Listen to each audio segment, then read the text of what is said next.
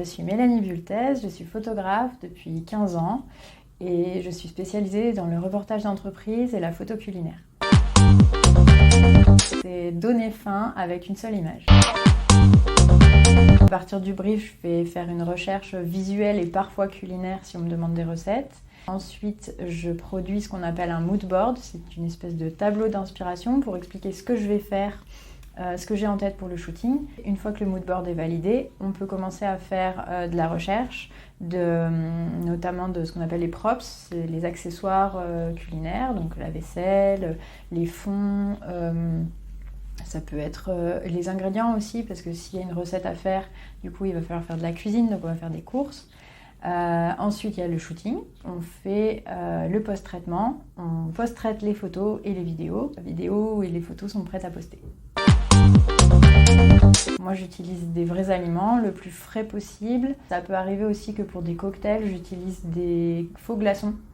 Parce que les glaçons, ça fond à une vitesse folle et donc il faut en avoir une cargaison avant de commencer le shooting et du coup devoir recommencer plusieurs fois le cocktail parce que les glaçons ont fondu, le cocktail ne ressemble plus à rien.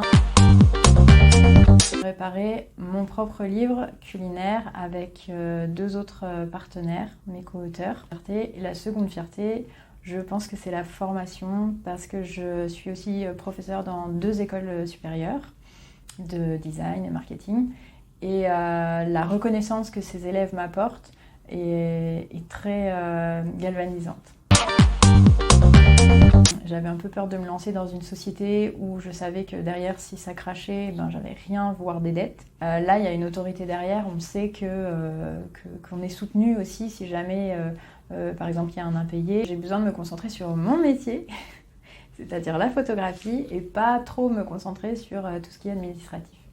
Dernière raison, le bonus Calliope, la petite certification qui fait du bien parce que du coup en tant que formatrice je peux faire mes propres formations et ça c'est très intéressant. J'ai eu un feeling avec ma conseillère et c'est vrai que j'ai matière à comparaison parce que j'ai déjà été dans une société de portage précédemment et que ça s'était pas très bien passé, j'étais pas écoutée, j'avais pas cette relation de proximité que j'ai chez Baya. On se sent vraiment intégré dans la société de portage en fait.